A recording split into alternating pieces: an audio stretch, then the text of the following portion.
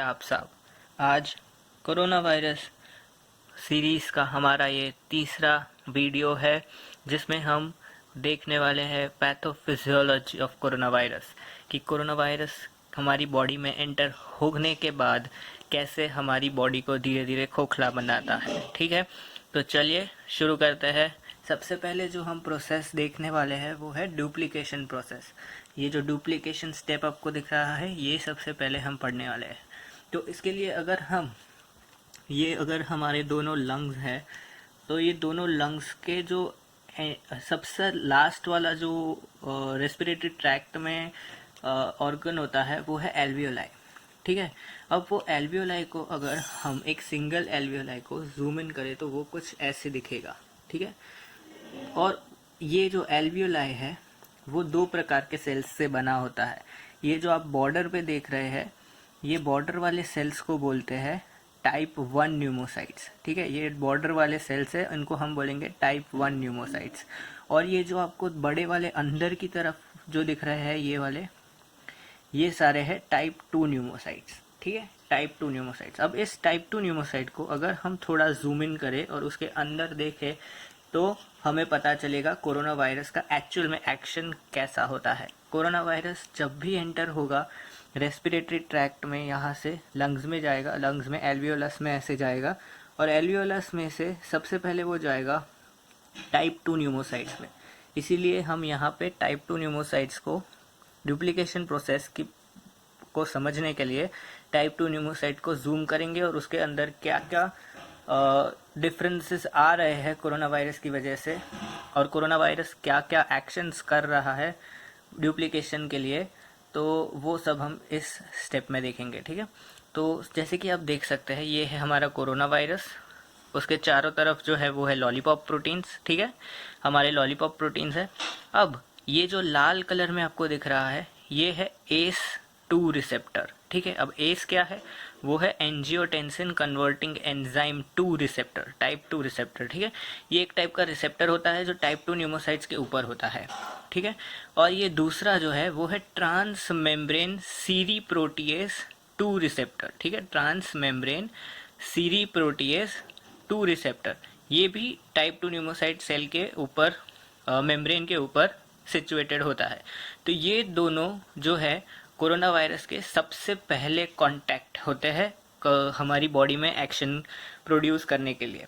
ठीक है, जैसे हाईजैकर्स और स्मगलर्स के जो कॉन्टैक्ट्स होते हैं एयरपोर्ट पे, जिनकी मदद से वो एयरपोर्ट में इलीगल वेपन्स या कोई भी ड्रग्स ले जा सकते हैं, वैसे ही कोरोना वायरस के कॉन्टैक्ट्स है टाइप 2 न्यूमोसाइट्स में, जिनकी मदद से वो अपने डुप्लीकेशन प्रोसेस को आसानी से परफॉर्म कर सकता है। ठीक है, तो हम देखेंगे और इन दी एंड हमें सिर्फ इतना ही याद रखना है कि कौन से स्टेप पे कौन सा कांटेक्ट था कोरोना वायरस का और उसने क्या हेल्प किया।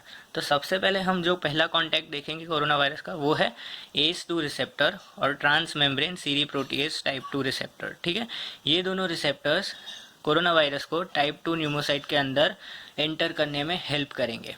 ठीक है, अब एंटर होने वाली प्रोसेस को हम बोलते हैं एंडोसाइटोसिस। क्या बोलते हैं, एंडोसाइटोसिस। ठीक है, अब दूसरा जो कांटेक्ट आएगा वो है वेसिकल। अब जैसे ही corona virus type 2 pneumocyte cell के अंदर आएगा तो उसके चारों तरफ एक सुरक्षा कवच, ये प्रोटेक्टिव कवरिंग बन जाएगी जिसे हम बोलते हैं वेसिकल। ठीक है, एक सुरक्षा कवच बन जाएगा जिसे हम बोलते हैं वेसिकल, एक प्रोटेक्टिव कवरिंग।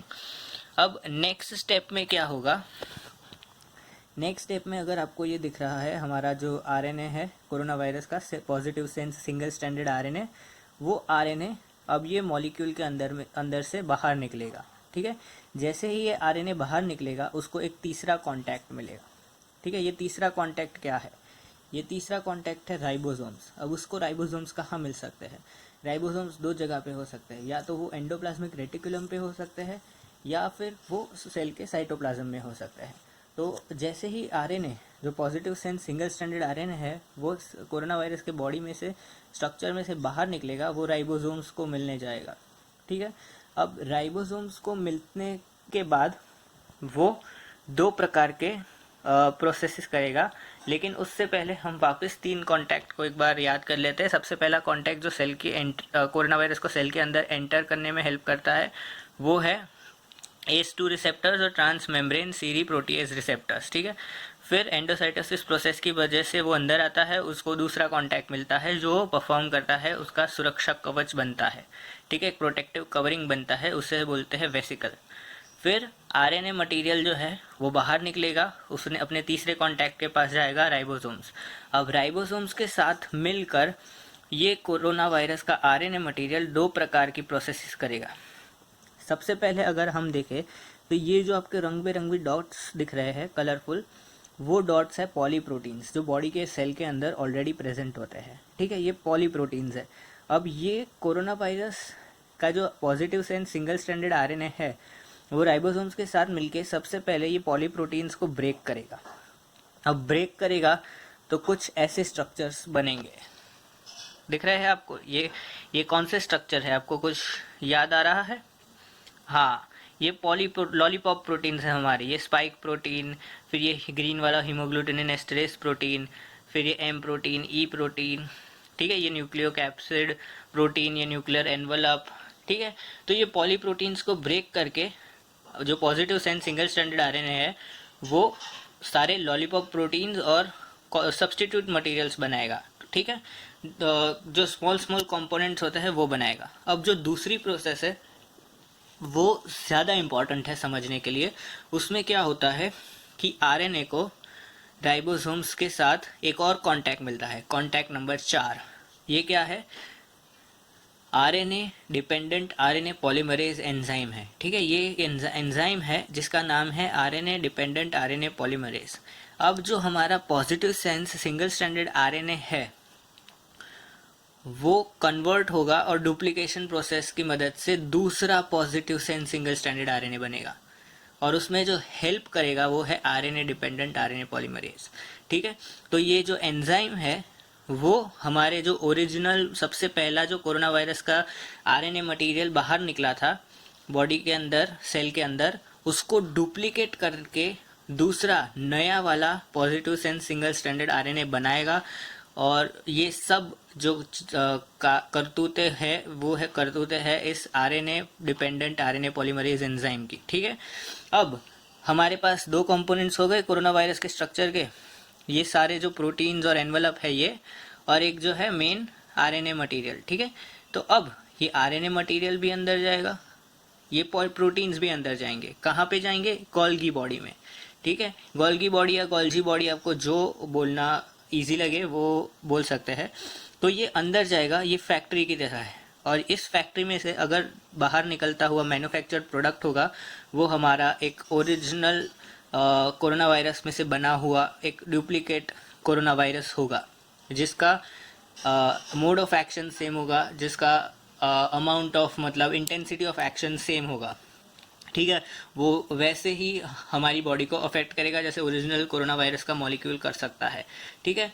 पर एक चीज़ यहाँ पे नोट करनी है, ये हमने समझने के लिए एक ही कोरोना वायरस का मॉलिक्यूल डुप्लीकेट किया है, पर हमारी बॉडी में बहुत ज़्यादा अमाउंट में, अगर बहुत ही सीवियर केस है तो बहुत ही ज़्यादा अमाउंट में डुप्लीकेशन होते हैं और कोरोना वायरस के मॉलिक्यूल्स बहुत ही ज़्यादा तादाद में बनते हैं, ठीक है।